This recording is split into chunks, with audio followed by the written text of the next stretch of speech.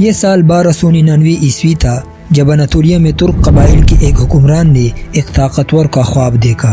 درخت اس سے اگتا ہے اور پوری دنیا کو ڈھانپتا ہے۔ یہ حکمران عثمان اول تھا اور اس نے اپنی جانشینیوں کی مدد سے اپنے وقت کی سب سے طاقتور مشرقی وسطی سلطنت قائم کی۔ عثمانی اصطلاح عثمان سے نکلی ہے جو عثمان کے لیے عربی ہے، جس کا نام اس حکمران کے نام پر رکھا گیا ہے جس نے سلطنت عثمانیہ کا خواب دیکھا تھا۔ ہم ان تاریخی واقعات کا جائزہ لینے جا رہے ہیں جنہوں نے اس عظیم سلطنت کو قائم کی۔ سلطنت عثمانیہ کی تاریخ 1299 عیسوی میں عثمان اول سے شروع ہوتی ہے۔ اناطولیہ میں ترک قبائل کے ایک رہنما تھے جنہوں نے ایک رسمی حکومت قائم کی اور عثمانی ترکوں کی بنیاد رکھی۔ اس نے اور اس کے بیٹے اورحان نے فتح کرنا شروع کر دیا اور اس علاقے کو شمال مغرب تک پھیلا دی اور 1326 میں برسا پر قبضہ کر لی۔ برسا عثمانی ریاست کا نیا دارالحکومت بن گیا اور بازنطینی سلطنت نے شمال مغربی اناطولیہ پر اپنا کنٹرول کھو دیا۔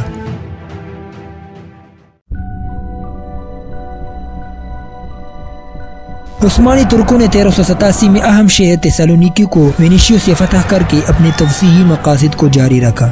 بعد میں 1389 میں انہوں نے کوسوو پر قبضہ کر لیا جس نے خطے میں سربیا کی طاقت کا خاتمہ کر دیا، جس سے عثمانیوں کو یورپ میں توسیع کا راستہ ملا۔ عثمانی ترکوں کی پیش قدمی کو روکنے کی کوشش میں 1396 میں نیکوپولس کی جنگ ہوئی۔ عثمانی جنگجو اس میں فتح یاب ہوئے جسے قرون وسطی کی آخری بڑے پیمانے پر صلیبی جنگ کہا جاتا ہے۔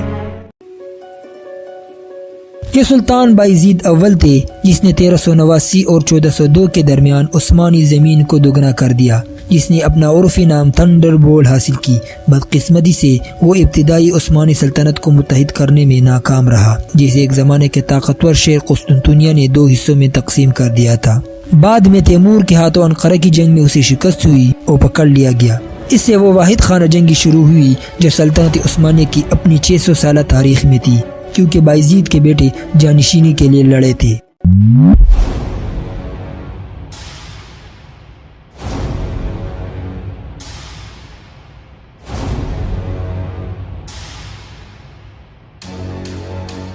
یہ محمد اول ہی ہے جس نے آخر کار افراتفری سے باہر نکل کر عثمانی اقتدار کو بحال کیا اور خانہ جنگی کا خاتمہ کیا، جسے عثمانی مداخلت کہا جاتا ہے۔ 1430 اور 1450 کے درمیان محمد کے بیٹے مراد دوم نے انقرہ کی جنگ میں کوئی زمینوں کو دوبارہ حاصل کی۔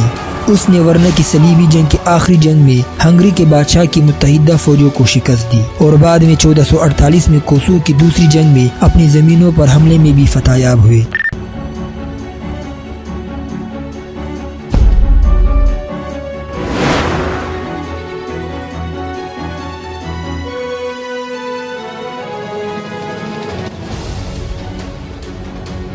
مراد دوم کا بیٹا محمد فاتح 29 مئی 1453 کو جب اس کی عمر صرف 21 سال تھی جنگی مہارت کے ساتھ شہر پر قبضہ کر کے قسطنطنیہ کے مسئلے کو حل کر دیا۔ فاتح محمد نے پھر اس شہر کا نام تبدیل کر دی جو اب استنبول کے نام سے جانا جاتا ہے۔ سلطنت عثمانیہ کا نیا دارالحکومت اور یہ شہر تجارت اور ثقافت کا ایک طاقتور بین الاقوامی مرکز بن گئی۔ سلطان محمد نے 1453 سے 1481 تک حکومت کی اور جب اس کی وفات ہوئی تو اس کا سب سے بڑا بیٹا بایزید دوم نیا سلطان بنا۔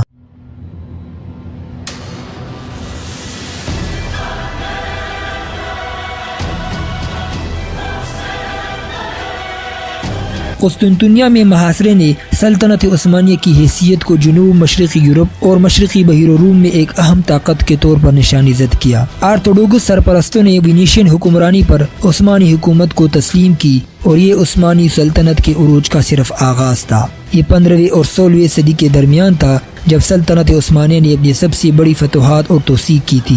1517 تک سلطان سلیم اول کی حکومت میں سلطنت عثمانیہ نے بہت کم عرصے میں مصر، شام، عرب اور فلسطین کو فتح کر لی۔ ان فتوحات سے وہ مشرقی وسطی کا ٹریڈ جائنٹ بن گیا، کیونکہ کوئی بھی سلطنت عثمانیہ کو عبور کیے بغیر مشرق یا مغرب کی طرف نہیں جا سکتا تھا، اور سلطنت یورپ اور ایشیا کے درمیان بڑے سمندری تجارتی راستوں کے ذریعے پروان چڑھی۔ عثمانی بحریہ نے اہم سمندری تجارتی راستوں کی حفاظت کی اور مقابلہ کرنے میں بڑا کردار ادا کیا، جیسا کہ وہ بحیرہ اسود، ایجینین اور بحر روم کے اطالوی شہروں سے مقابلہ کر رہے تھے اور بحر ہند اور بحر احمر میں پرتگالیوں کے ساتھ۔ یہ سلطان سلیمان عظیم عظیم کے دور میں تھا جس نے 1520 سے 1566 تک حکومت کی۔ سلطنت عثمانیہ اپنی شان و شوکت کے عروج پر پہنچ گئی۔ وہ سلیم اول کا جانشین تھا اور اس نے سلطنت کی تاریخ پر بڑا اثر ڈالا۔ سلیمان دی میگنیفیسنٹ نے قانون کا ایک غیر متزلزل نظام بنایا جس نے نظامی انصاف کو منصفانہ اور مجموعی طور پر مؤثر بنایا۔ انہوں نے فنونی لطیفہ اور ادب کی مختلف شکلوں کا بھی خیر مقدم کیا۔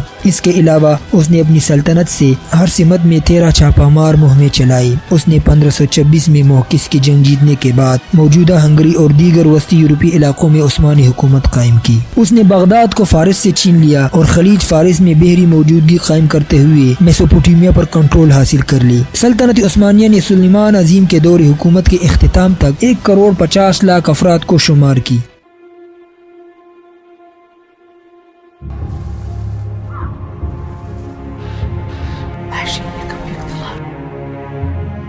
یہ 16ویں صدی سے تھا جب سلطنت عثمانیہ کا زوال شروع ہوا۔ اس کی فوجیں آسٹریا اور فارس کی مسلسل فوجی مہمات کی وجہ سے اپنی وسیع سرزمین پر بکھر گئی۔ ان تنازعات نے سلطنت کے وسائل اور مغربی اور مشرقی سرحدوں پر اس کے دفاع کے انتظام پر بہت زیادہ اثر ڈالا۔ اس نتیجے میں تجارتی مقابلے کے لیے اپنی بحری موجودگی کو مؤثر طریقے سے برقرار رکھنا مجموعی طور پر ناممکن تھا۔ 1912 اور 1913 میں سلطنت عثمانیہ نے بلقان کی جنگوں میں اپنے تقریباً تمام یورپی علاقوں کو کھو دیا۔ 1914 میں سلطنت عثمانیہ نے مرکزی طاقتوں کی طرف سے پہلی جنگ عظیم میں حصہ لیا اور اکتوبر 1918 میں انہیں شکست ہوئی۔ سلطان کا خطاب باضابطہ طور پر 1922 میں ختم کر دیا گیا اور اس نے ایک زمانے کی طاقتور عثمانی سلطنت کا باضابطہ خاتمہ کیا۔ سلطنت کی باقی ماندہ زمینیں 29 اکتوبر 1923 کو مصطفیٰ کمال اتاتürk کی حکومت میں جمہوریہ ترکی بن گئی۔ آخر میں سلطنت عثمانیہ نے 600 سال سے زیادہ عرصے تک حکومت کرنے کے بعد ایک شاندار میراث چھوڑی۔ انہیں ان کے شاندار فوجی غلبہ اور جدت، نسلی تنوع، مذہبی رواداری اور ان کے اب بھی کڑے تعمیراتی عجائبات کے لیے ہمیشہ یاد رکھا جائے گا۔